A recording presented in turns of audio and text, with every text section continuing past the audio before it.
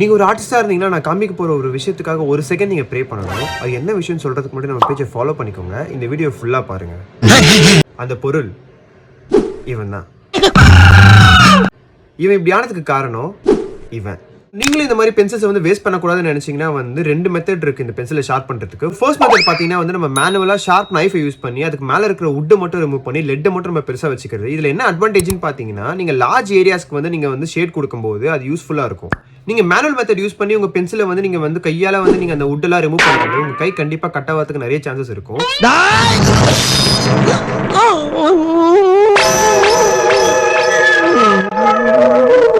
Second method என்னன்னு பாத்தீங்கன்னா இந்த மாதிரி மெக்கானிக்கல் ஷார்ப்னர்ஸ் யூஸ் பண்றது. நான் யூஸ் பண்றது டெர்வன்ட்டோட சூப்பர் பாயிண்ட் மினி ஷார்ப்னர். இந்த மாதிரி மெக்கானிக்கல் ஷார்ப்னர்ஸ் யூஸ் பண்றது என்ன அட்வான்டேஜ்னு பாத்தீங்கன்னா நீங்க ஒரு டைமும் பென்சிலை ஷார்ப் பண்ணும்போதும் அதோட பாயிண்ட் வந்து பாத்தீங்கன்னா வந்து அவ்வளவு ஷார்ப்பனா கொடுக்கும். நீங்க ஒரு 5 ரூபா ஷார்ப்னர் வச்சு ஒரு 120 ரூபீஸ் பென்சிலை வந்து ஷார்ப் பண்ணணும்னு நினைச்சீங்கன்னா கண்டிப்பா நீங்க சீவ அதோட பென்சில் ஊக்கு வந்து உடஞ்சிட்டே தான் இருக்கும். ஸோ உங்களுக்கு லாஸ் எவ்வளோன்னு பாத்தீங்கன்னா வந்து 120 ரூபீஸ்.